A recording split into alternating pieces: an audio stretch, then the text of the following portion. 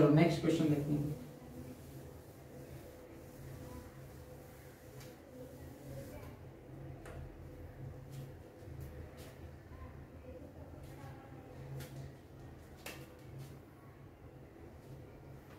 ठीक है, fourth question हमारे पास फिर से इंडक्टर, कैपेसिटर एंड रेजिस्टेंस। ये 4 है, ये 2 है, 2 है, यहाँ पे दिया हुआ है। यहाँ पे करंट डायरेक्ट दिया हुआ है, I इज इक्वल टू दिया है 2 sine omega T minus pi by 4, ऐसा दिया है।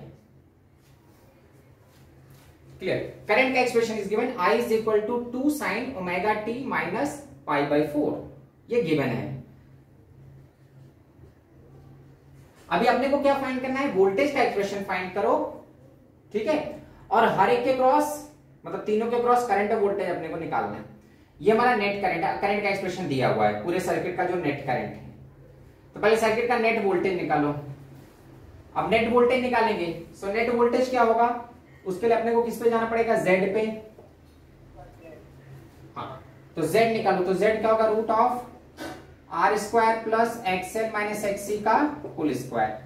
तो रूट ऑफ आर स्क्वायर कितना होगा? 4 प्लस 4, तो Z की वैल्यू आ रही 2√2। ठीक है, अब हमको I मालूम है, करंट का कोई झंझट नहीं, वोल्टेज निकालना है। So V is equal to क्या होगा? पहले V नॉट निकाल लो, the peak value of the voltage. तो V not is what? I not into Z। I not मालूम है यहाँ पे 2 और 2√2, that is 4√2, that is the value of V not. अब देखो V नॉट तो मिल गया, लेकिन हमको तो पूरा एक ट्रिग्नोमेट्रिक इक्वेशन, मतलब वेव जैसा इक्वेशन लिखना है। तो फेज निकालो, तो हमको मालूम नहीं तो होना चाहिए, ऐसा क्यों नहीं? वोल्टेज इसके साथ है, वोल्टेज में देखते हैं कितना फेज और करंट का क्या डिफरेंस है, वो हम देखेंगे। सो यहाँ पे V not is what? I not Z, that is 2 into 2√2, that is 4/4√2। अब Z सॉरी फेज, हाँ फेज निकालो, tan phi। तो tan phi is what? XL minus XC divide by R।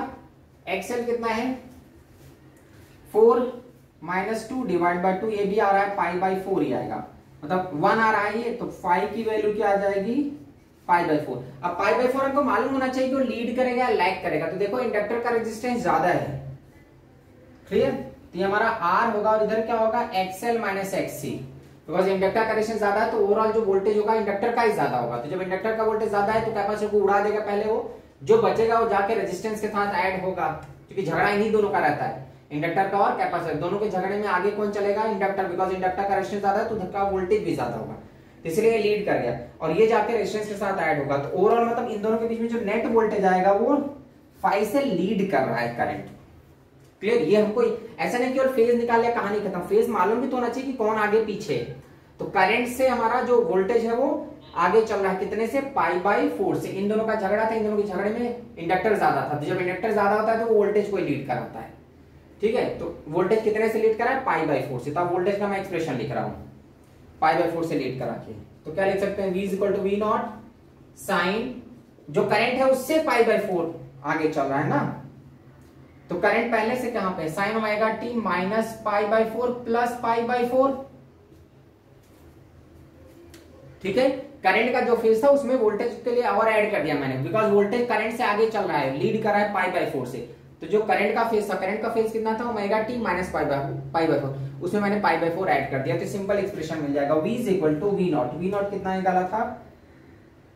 4√2 sine omega T, ये expression आ गया simple सा। ठीक है, नोट करो यहां तक।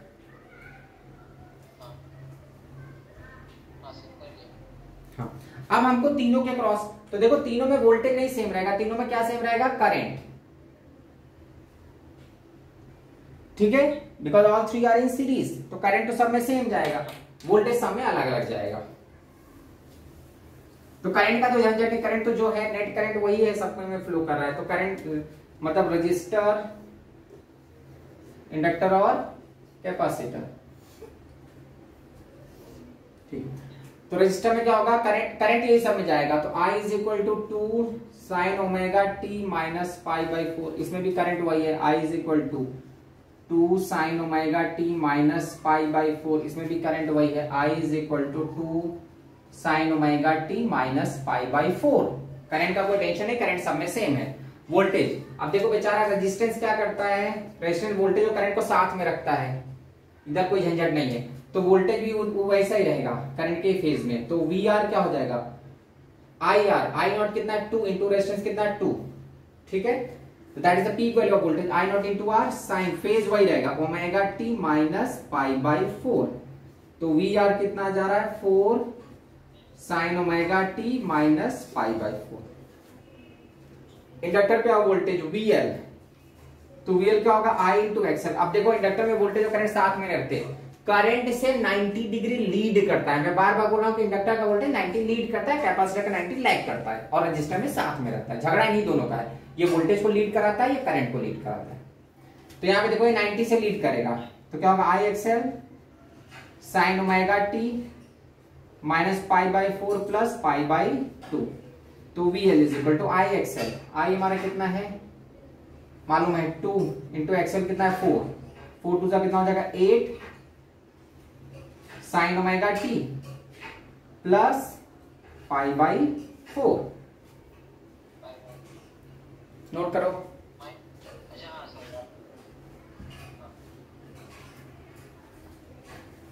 ठीक है। वैसा इसका देख लो VC कैपेसिटर वाला, अब VC में क्या करेगा 90 से लैग कर जाएगा, पीछे जाएगा करंट से, तो क्या होगा I not X C sine omega T minus pi by 4 minus pi by 2।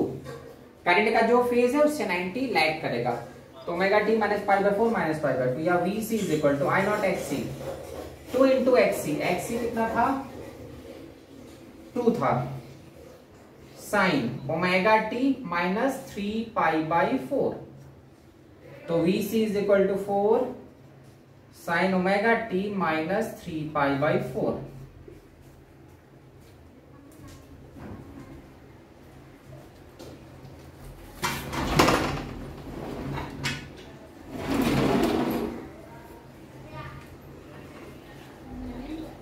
ठीक है, नोट कर लिया।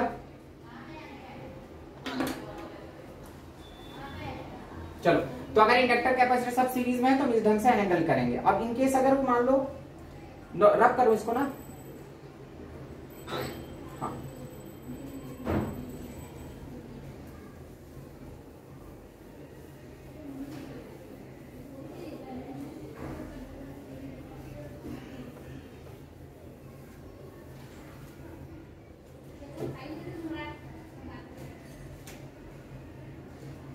फिफ्थ क्वेश्चन देखो। अब अगर मैं सर्किट में पैरेलल कनेक्शन भी करूं, मान लो जैसे हमारा ऐसा है, एक इंडक्टर है और register, and these two are connected with an AC volt. यहाँ पे हमारा V इज इक्वल टू दिया 2 साइन ओमेगा टी, इसका रेजिस्टेंस है 2, इसका रेजिस्टेंस है 4। अब इस केस में क्या होगा, जब पैरेलल में कनेक्टेड है, सो पैरेलल में करंट नहीं सेम रहता है, पैरेलल में क्या सेम रहता है वोल्टेज, ठीक है। पैरेलल में क्या होगा, करंट स्प्लिट हो जाएगा, करंट अलग अलग जाएगा, लेकिन वोल्टेज दोनों में सेम रहेगा, बिकॉज ये जो वोल्टेज वही पीक वैल्यू इसमें भी जाएगी, वही पीक वैल्यू इसमें भी जाएगी। अब मान लो इसमें हमारा करंट जा रहा है, इसमें करंट जा रहा है I1, इसमें करंट जा रहा है I2, I1 एंड I2। अब ठीक है, सो आई नॉट की वैल्यू निकालो, आई नॉट इज इक्वल टू क्या होगा V नॉट बाई Z निकालने की जरूरत नहीं, बिकॉज यहाँ पे तो रेजिस्टेंस मालूम है हमको 2, बिकॉज इसी के क्रॉस ना, Z की यहाँ पे जरूरत नहीं, बिकॉज अकेला ही वोल्टेज इस पे भी है, इस पे भी है। तो आई नॉट क्या होगा, मतलब I1 is equal to V naught by 2, ठीक है। मतलब I1 की मैं पीक वैल्यू बाद में मैं इक्वेशन लिखूंगा, तो कितना हो जाएगा 2/2, दैट इज 1, इसका एम्पलीट्यूड हो गया, लेकिन हमको इक्वेशन भी लिखना होगा। तो ये रजिस्टर है, अब रजिस्टर के केस में क्या होता है, वोल्टेज और करंट सेम फेज में रहता है, क्लियर। तो जो पीक वैल्यू आई वो 1 एम्पियर आई, ठीक है, 1 एम्पियर जा रहा है इसमें। अब इसका इक्वेशन लिखोगे तो I1 इज इक्वल टू क्या होगा 1 साइन, ये रजिस्टर है ना, तो रजिस्टर में वोल्टेज और करंट साथ में रहता है, जो वोल्टेज है वही करंट भी रहेगा, तो 1 साइन ओमेगा टी वैसा ही रहेगा जैसा वोल्टेज का फेज है,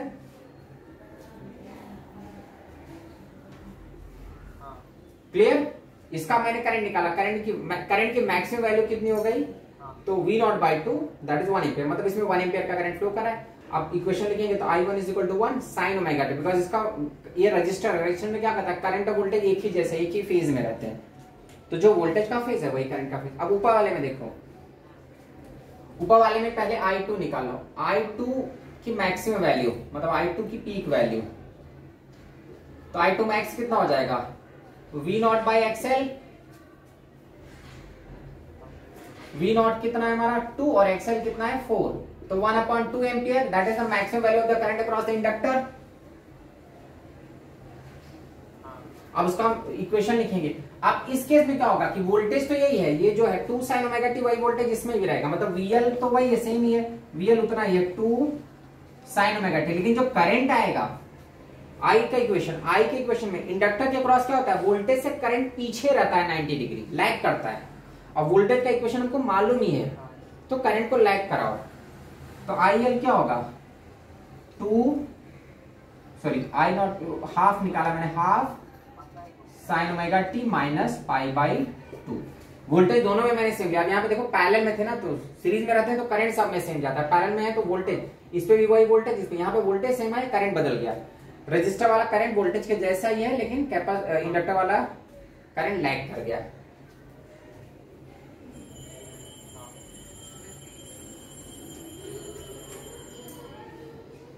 ठीक है,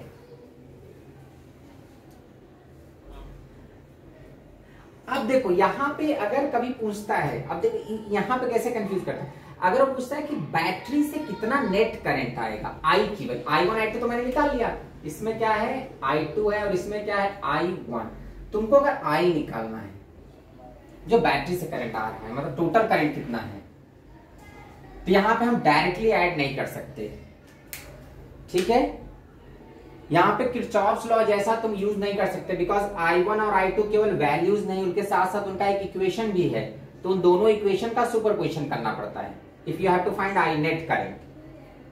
क्लियर। तो यहाँ पे देखो स्टूडेंट्स क्या करेंगे, अरे इसमें कितना आ रहा है तो हाफ एम्पियर है, इसमें कितना है तो 1 एम्पियर, तो हमेशा हाफ और हमेशा 1 नहीं, वो तो फ्लक्चुएट हो रहा है ना वैल्यू, फिक्स्ड वैल्यू तो है नहीं, एसी है ये, तो हम I1 और अगर I निकालना है जो करंट टोटल है यहाँ पे I, तो I is not just equal to I1 plus I2, I को कैसे निकालेंगे, वेव के जैसा, मतलब रिजल्टेंट फेज में हम निकालेंगे, ठीक है,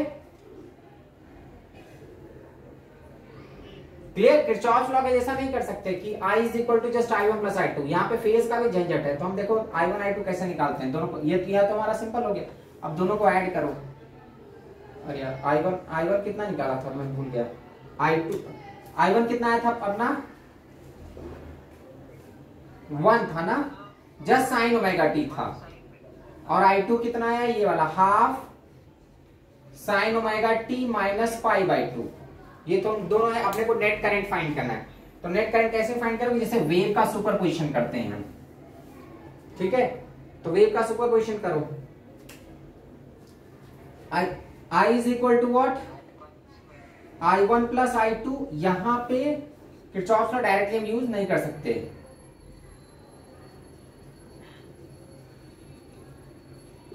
Kirchhoff's law cannot use directly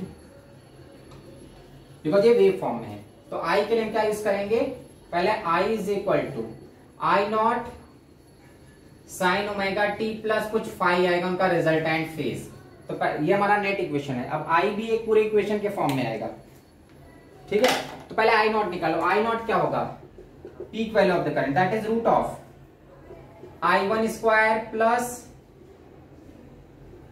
I2 square plus 2 I1 I2 cos phi, यहाँ पे फाई मत करो, डेल्टा कर देता हूं, ठीक है, जो हमारा दोनों वेव फॉर्म में था ना, तो जैसे हम वेव का सुपरपोजिशन करते हैं बस वही करना है, यहाँ पे वेव समझो, जैसे वेव हैंडल करते थे ना वैसा, यहाँ पे चाहे करंट हो चाहे वोल्टेज, वेव के जैसा हैंडल करने का, बिकॉज ये फ्लक्चुएट कर रहा है, वेव इक्वेशन है पूरा, वोल्टेज भी और करंट भी, तो I is equal to wave में हम एम्पलीट्यूड कैसे निकालते थे, I1 square plus I2 square plus 2 I1 I2 cos phi, तो I नॉट क्या हो जाएगा, रूट ऑफ I1 की वैल्यू 1 है, 1 प्लस 1/4, और फेज डिफरेंस कितने का, देखो ये 0 पे है और ये वाला माइनस 90 पे, बिकॉज यहाँ पे पाई बाई, तो वो थर्ड टर्म तो 0 ही जा रहा है, क्लियर, तो वो तो गया, तो कितना आ रहा है √5/4 या √5/2। दिस इज व्हाट I0 की वैल्यू।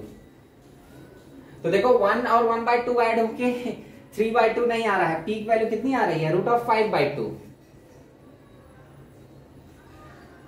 अब चाहे तो हम इसका फेज भी निकाल सकते हैं, जैसे दो वेव का फेज निकालते थे, तो दो वेव के फेज निकालने का फॉर्मूला क्या था, tan delta is equal to, हम क्या यूज करते थे, A1 sin α1 plus A2 sin α2 divide by A1 cos α1 plus A2 cos α2, ये वाला फॉर्मूला होता था। If two waves are superimpose, दो वेव्स हैं जिनका फेज क्या है α1 α2, और उनको सुपर इम्पोज करोगे तो एक नई वेव बनती, that new wave is formed with new amplitude and new phase. तो ये नई वेव का फेज बताता था, तो वही यूज कर सकते हैं। tan डेल्टा A1 कितना है 1, α1 पहला फेज क्या है 0, तो 1 sin 0 plus half sin 90 divide by 1 cos 0 plus half cos 90, ऊपर हाफ आएगा नीचे 1, तो बेसिकली 1/2 आएगा। तो delta is what, tan inverse half. हालांकि डेल्टा निकालने को बोलता नहीं, वो वैल्यू निकालने को बोलता है, दोनों अगर ऐड करते हैं तो कितना आता है।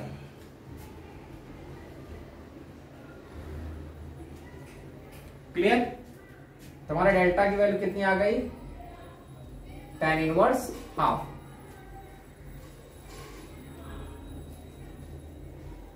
ये डेल्टा बहुत रेयरली, ये वेव में पूछता है, यहाँ पे पूछता नहीं, मेन हमको रिजल्टेंट, जैसे ये दोनों करंट ऐड हो गए तो नेट करंट कितना बनेगा, तो वो ऐसा नहीं कि हाफ एम्पियर और 1 एम्पियर ऐड करके 3/2 कर दिया, वो आ रहा है √5/2। मतलब ऐसे ऐड करना है जैसे वेव्स ऐड होती है।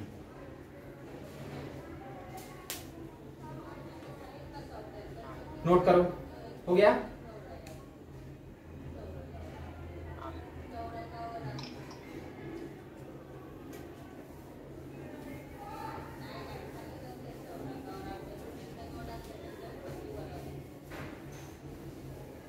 नेक्स्ट क्वेश्चन हमारा कौन सा था, 4th 5th था, 6th क्वेश्चन देखते हैं। फिर से अगर मान लो मैं वैसे कनेक्ट करता हूं, अभी मैं पैरेलल सीरीज का मैंने बता दिया था सब, अब पैरेलल में हम कर रहे हैं। ये हमारा रजिस्टर है, ये कैपेसिटर है, यहाँ पे बैटरी है। फिर से V इक्वल टू दिया 4 sin ωt प्लस π/4 ऐसा दिया है। इसका रेजिस्टेंस है 2, इसका है 4, मतलब XL इज इक्वल टू 4 है और R इज इक्वल टू 2 ऐसा दिया हुआ है। अभी अपने को दोनों पे करंट निकालना है, इस पे भी निकालना है I1 और इस पे I2, फिर नेट करंट निकालना है। क्लियर? तो I1 के लिए देखो, अभी पैरेलल में है तो वही वोल्टेज यहाँ पे भी रहेगा, वोल्टेज अक्रॉस R भी वही रहेगा, क्योंकि जो नेट वोल्टेज है वही दोनों पे रहेगा, करंट दोनों का अलग अलग आएगा। क्लियर? बिकॉज पैरेलल कनेक्शन है, तो ये जो नेट वोल्टेज है वही वोल्टेज रेजिस्टर पे रहेगा और सेम वोल्टेज कैपेसिटर पे, तो दोनों में वोल्टेज का तो कोई झंझट नहीं, वोल्टेज तो सेम रहेगा दोनों पे। वोल्टेज अक्रॉस रेजिस्टर भी वही रहेगा, 4 sin ωt प्लस π/4, और कैपेसिटर पे भी वही वोल्टेज रहेगा, 4 sin ωt plus π/4, because these two are in parallel. तो जो वोल्टेज इस पे वही वोल्टेज उस पे रहेगा। ठीक, अब करंट देखो, तो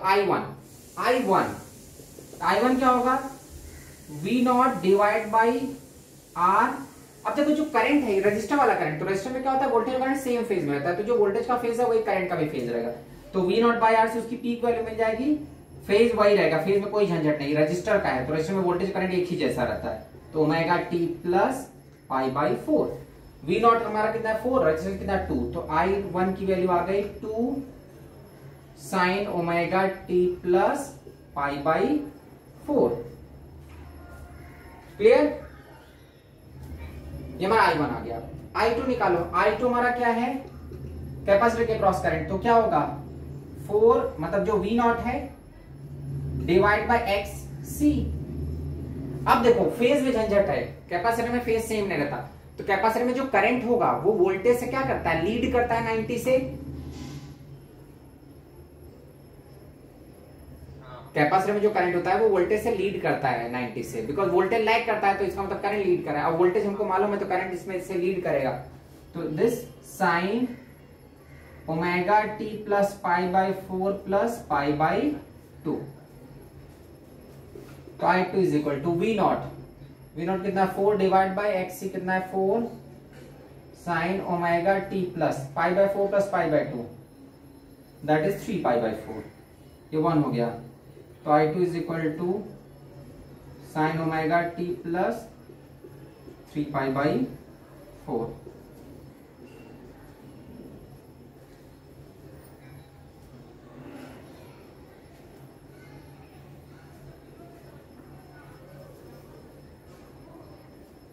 नोट करो इसको।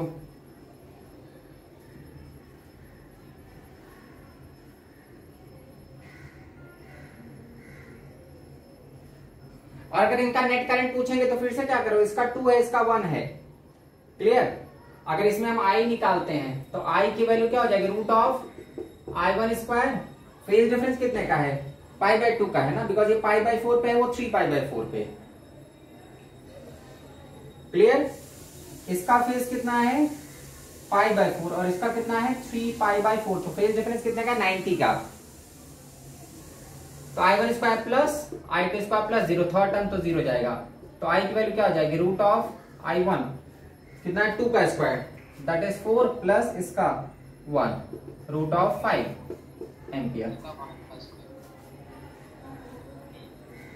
तो इसके करंट में उसके करंट में फेज डिफरेंस, यहां देखो इसका फेज पाई बाई 4 इसका 3 पाई बाई 4, तो डिफरेंस निकालोगे बिकॉज हमारा वो जो एडिशन करते हैं उसमें फेज डिफरेंस चाहिए होता है, तो पाई बाई 2 का फेज डिफरेंस है।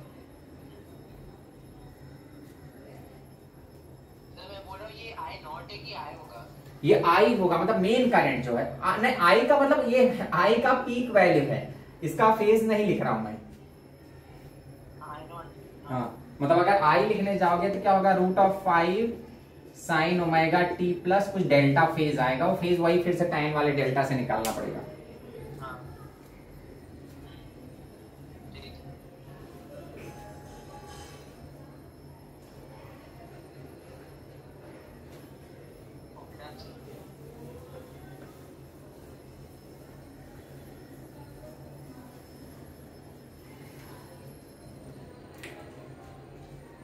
सेवन क्वेश्चन, मान लो हमारे पास एक रेजिस्टर है और ऊपर इंडक्टर और कैपेसिटर दोनों कनेक्टेड हैं and here voltage V is equal to 2 sine omega T. इसका रेजिस्टेंस 2 है, इसका 4 है और इसका 2 है। अब देखो यहां तो अकेला है, यहां तो झंझट नहीं, लेकिन यहां पे 2 हैं और इसमें सपोज करंट I1 जा रहा है, इसमें जा रहा है I2। तो I2 जो है ना वो अकेला इंडक्टर अकेला कैपेसिटर का नहीं, वो दो के झगड़े के बाद आएगा, बिकॉज ये दो हैं, दोनों दुश्मन आ गए हैं बीच में, तो इनका रिजल्ट है, क्लियर I2। तो हम उसको निकालने के लिए इसमें देखो वोल्टेज, ये जो LC है इसमें वोल्टेज इतना ही रहेगा और रजिस्टर में भी इतना ही वोल्टेज रहेगा, लेकिन करंट डिस्टर्ब होगा, क्लियर। वोल्टेज तो जो रजिस्टर पे वही ऊपर भी जाएगा, क्लियर। तो I1 तो सिंपली निकल जाएगा। I1 क्या होगा, I1 is equal to what V naught divide by R sine omega T, because इसका करंट है रजिस्टर वाला, तो रजिस्टर के करंट में कुछ झंझट नहीं आने वाला है, बिकॉज जो वोल्टेज है यहाँ पे भी वोल्टेज यही रहेगा, ये जो वोल्टेज है वही वोल्टेज रजिस्टर पे रहेगा, पैरेलल में कनेक्टेड है। और in case of register both voltage and current are in the same phase, तो I1 क्या है V naught by R sine omega T. तो I1 तो निकल गया आसानी से, I1 V नॉट कितना है 2 by resistance 2 sine omega T, तो I1 कितना आ गया just sign omega T. I2 जब निकालने जाएंगे तो देखो I2 इज इक्वल टू क्या होगा V नॉट, वोल्टेज तो यहाँ पे भी वही है लेकिन डिवाइड बाय रेजिस्टेंस, अब दो हैं अलग अलग, इधर XL है इधर XC, तो क्या होगा Z आ जाएगा फिर, बिकॉज XL और XC दो का हम नेट निकालेंगे ना रिजल्टेंट, तो V naught by Z sign omega T. और इसका भी जो फेज होगा ना वो इसके जैसा सेम हो ऐसा जरूरी नहीं, फेज हमको निकालना पड़ेगा, तो प्लस माइनस 5 कुछ आएगा वो देखना पड़ेगा। वोल्टेज का तो टेंशन है, इस पे भी वोल्टेज वही रहेगा, वोल्टेज तो यही है, लेकिन फेज बढ़ भी सकता है और घट भी सकता है। आप वैसे भी देखोगे इन दोनों के झगड़े में बचेगा कौन, इंडक्टर ही बचेगा, बिकॉज इंडक्टर का रेजिस्टेंस ज्यादा दिखा रहा है, 4 है इधर 2 है, तो ये ज्यादा वोल्टेज डेवलप करेगा ना, voltage across inductor is greater than voltage across capacitor. और झगड़ा इन्हीं दोनों का रहता है। तो जब दो दुश्मन में ये ज्यादा पावरफुल है, ज्यादा वोल्टेज डेवलप कर रहा है, तो ये इसको खत्म कर देगा, खुद बच जाएगा, उसका एक पार्ट बच जाएगा। तो मतलब इंडक्टर ज्यादा है ना, इंडक्टर ज्यादा पावरफुल है तो वो लीड कराता है वोल्टेज को। क्लियर?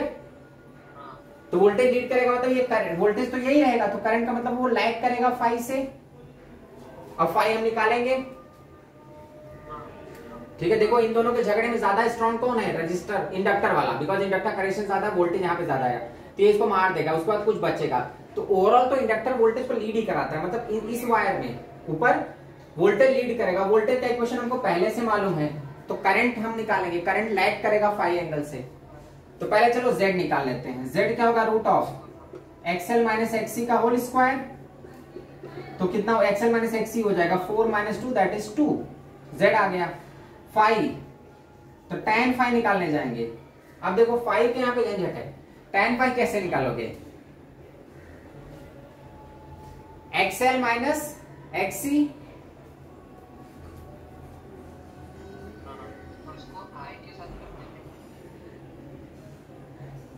रुको फेजर डायग्राम ही बना लेते हैं ना। तो इन दोनों में देखो, इसका वोल्टेज अगर मैं ऐसा बनाता हूं, ठीक है, इस पे मैं वोल्टेज प्लॉट कर दे रहा हूं, ये हमारा V है, ठीक है। तो जो इंडक्टर का करंट होगा वो नीचे जाएगा, दैट इज IL, और कैपेसिटर का करंट ऊपर जाएगा, IC। मैंने क्या किया? एक्स एक्सिस पे वोल्टेज मार दिया, बिकॉज वोल्टेज हमको मालूम है ना, कोई टेंशन नहीं। क्लियर? वोल्टेज मालूम था, वोल्टेज को मैंने एक्स पे मार दिया।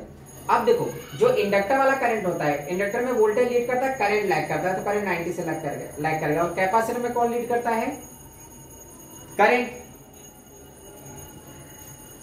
या एक काम करो यार, एक सेकेंड, ऐसा मत करो, बिकॉज इन दोनों में करंट सेम है ना, I2 दोनों में सेम है। I2 को इस पे मैं प्लॉट कर रहा हूं, I2 इसमें प्लॉट कर दिया।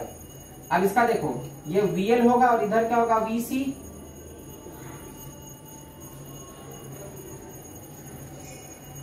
करंट को एक ही पे प्लॉट कर, बिकॉज सीरीज में है ना दोनों, तो करंट सेम फ्लो करेगा। जो करंट इंडक्टर में वही करंट कैपेसिटर में जाएगा। तो करंट को मैंने I2 प्लॉट कर दिया एक्स एक्सिस पे। जरा वोल्टेज देखो, इंडक्टर का वोल्टेज करंट से 90 ऊपर भागेगा और कैपेसिटर का वोल्टेज करंट से नीचे जाता है। तो VL ऊपर गया, VC नीचे, ये दोनों ही दुश्मन है, ये कट के कैंसिल होके कुछ बचेंगे, तो वो बचेगा क्या? VL माइनस VC ऊपर। तो मतलब जो यही नेट वोल्टेज है ना, रजिस्टर वाला तो है ही नहीं यहाँ पे, बिकॉज रजिस्टर तो अलग पार्ट था, इस कहानी में रजिस्टर तो है ही नहीं। मतलब ये वोल्टेज कितने से लीड कर रहा है? जो ओवरऑल वोल्टेज आ रहा है वो कितने से लीड कर रहा है? 90 से। जो इन दोनों के झगड़े के बाद जो नेट वोल्टेज आ रहा है वो करंट कितने से लीड कर रहा है? 90 से। और वोल्टेज हमको मालूम है, इसका मतलब करंट लैग करेगा 90 से, ठीक है। वोल्टेज का इक्वेशन तो मालूम है, तो करंट का इक्वेशन निकाल लो इसमें। अब करंट का इक्वेशन क्या हो जाएगा? I2 is equal to V naught by Z। 2 by Z हमने कितना निकाला है? 2 ही निकालना है, ठीक है। इस साइड का नोट करो तो मैं आगे उधर लिखूं। हो गया?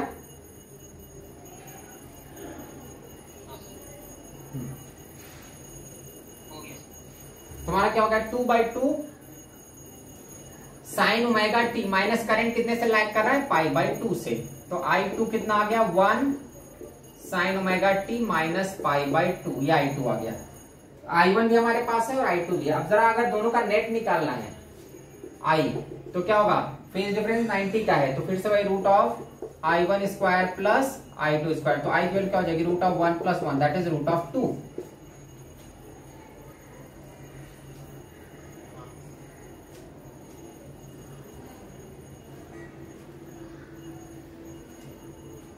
क्लियर?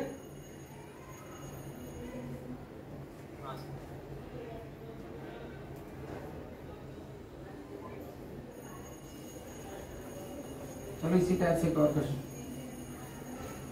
इसमें मेन हमको फेज पकड़ना होता है। मान लो यहाँ पे हमारा इंडक्टर है,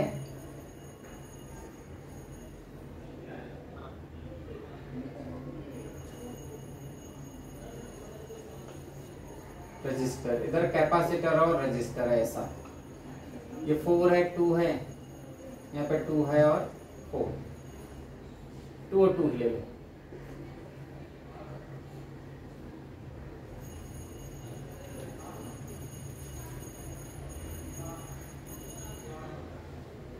इधर हमने वोल्टेज कनेक्ट कर दिया, 2 4 ले लेता हूँ। इधर जो रेजिस्टर उस पे 4 है और यहाँ पे voltage V is equal to 2 sine omega t है। अभी अपने को I1 I2 निकालना है, I1 और I2। अब दोनों में Z आएंगे, I1 के लिए भी Z आएगा और I2 के लिए भी Z आएगा। इसको I1 लो, इसको I2। तो चलो पहले I1 निकालते हैं। तो I1 क्या होगा, V0 by Z1 sign omega t. अब इधर देखो कैपेसिटर है और रजिस्टर है, तो कैपेसिटर और रजिस्टर के झगड़े में रजिस्टर वाला, दोनों में करंट तो सेम है, तो करंट मैंने I1 लिया इन दोनों का, लेकिन इसका वोल्टेज रजिस्टर वाला वोल्टेज तो करंट के साथ होगा, लेकिन कैपेसिटर वाला वोल्टेज ऊपर नीचे चला जाएगा, VC।